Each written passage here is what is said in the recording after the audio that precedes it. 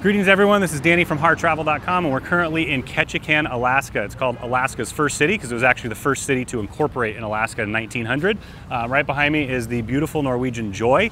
We just got off the ship. I'm going to talk a little bit about some of the great excursions that you can do from here and also what to do around town that's low cost or complimentary. So join us as we head into Ketchikan.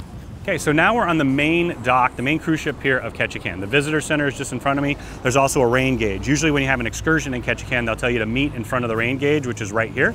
It is a rainforest that we're actually in. It's a temperate rainforest, rains over 150 inches a year. And in years past, they've actually gotten over 200 inches before, which is a crazy amount of rain.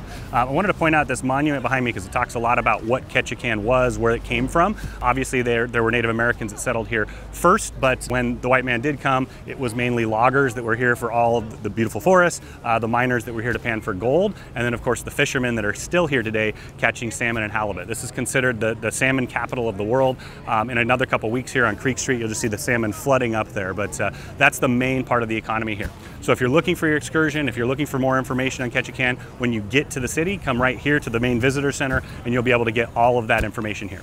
So I'm currently on the Creek Street Bridge, which goes over the Ketchikan River, which is what the city's named after. I wanted to talk just a little bit about some of the great excursions here. So one of my favorites, I love the Deadliest Catch. So the Aleutian Ballad goes out every day and does like Deadliest Catch crab fishing, kind of shows you what it's all about. The misty fjords are what this area is really known for. So seaplanes, helicopters, that's a phenomenal thing to see in Ketchikan. The only thing to keep in mind is that it rains a lot, overcasts a lot, so sometimes those get canceled. But the other ones that I really enjoy, the lumberjack show is just behind me, especially if you have kids. It's really fun, high energy, lots going on. And then of course, if you want to do a salmon fishing charter or halibut fishing charter, or just join one of the fishing boats, this is the place to go fishing in Alaska. That's why it's called the salmon capital of the world. So just behind me now, for point of reference, you can see the rain gauge. It's the blue thing that's back there. This is the visitor center here, and this is the main cruise ship dock. There's actually a ship in front of us, a couple ships behind, but I just wanted to point out, on your Alaskan cruise, you have the opportunity to shop at the Diamonds International, Tanzanite International, Del Sol. There's all these shops that are not locally owned. You find them at all the cruise ship ports in the entire world.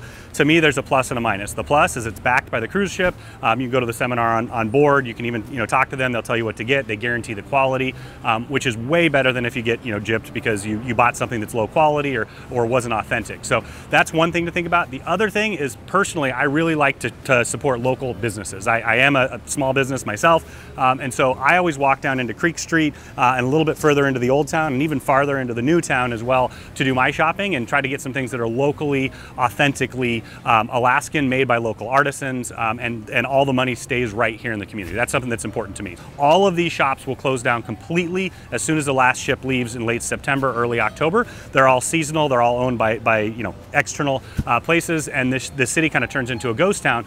But it is a town that people live in year-round. It's a beautiful town. There's some really fantastic people here. I was just here last week when they had the 4th of July parade. People welcomed us. My daughter had a great time. It was just a really great small town vibe. So it's kind of that weird confluence of 10 to 15,000 cruise ship passengers that come in during one day during the summer, but also this small town community. And so the best thing to do here is usually to do some shopping, get out right away, go do the excursions outside of town, the totem park, the misty fjords, any of the zip lines, dog sledding, all that kind of stuff. Get out and then come back and have a great meal in town, a nice local authentic meal, fresh caught fish.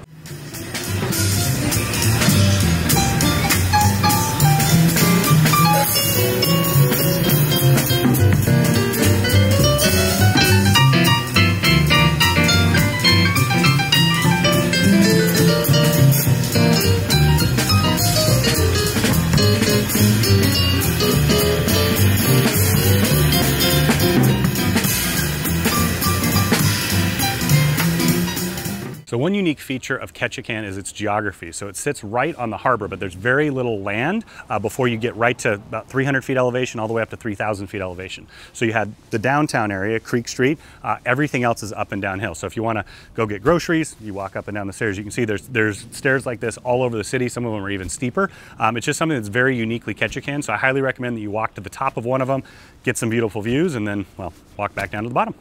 So right behind me is the Island Princess. This is one of Princess's Panamax ships, means just large enough to get through the old Panama Canal. But what I love about it is it brings instant nostalgia to me. We have our 3.5-year-old on here, and it's the ship my wife and I took for our honeymoon. So we took a northbound cruise from Vancouver up to Anchorage. We had some friends that worked for Princess that we stayed with over the week that we were there. We rented a car, drove around, and then we did a southbound cruise. But one of the cool things about cruising is the more that you do, the more that you get to see old friends like this and share those stories. It brings it back up. So just being a little nostalgic here, but one of my all-time favorite ships because of the memories that we made on board.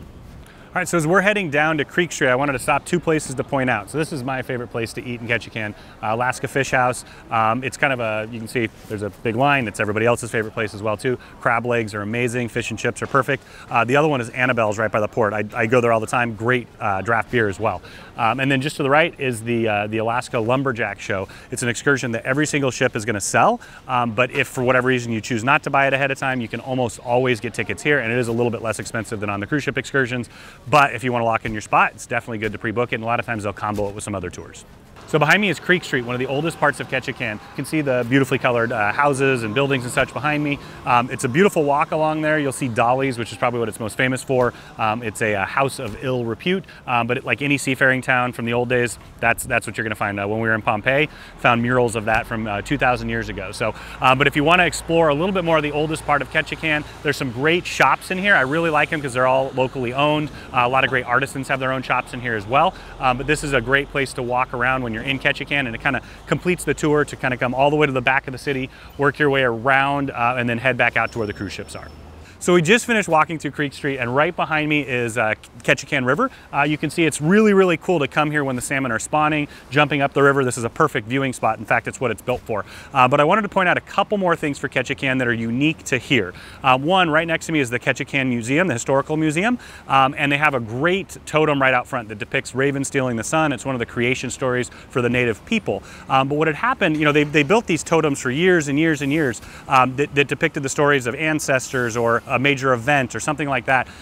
And what had happened is as the society shifted and it became not, you know, just a bartering society anymore, people had to move to towns to get jobs. This is around the turn of the 20th century. And what you actually found was people just abandoned the villages and they abandoned all these totems.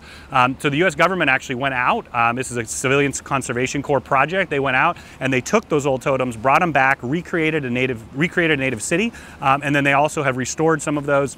And they've preserved the art. So anytime you go there, there's people that are actually working on totems in the original fashion. So one unique thing in Ketchikan is definitely the Totem Bite Park. I definitely recommend that if on your next trip.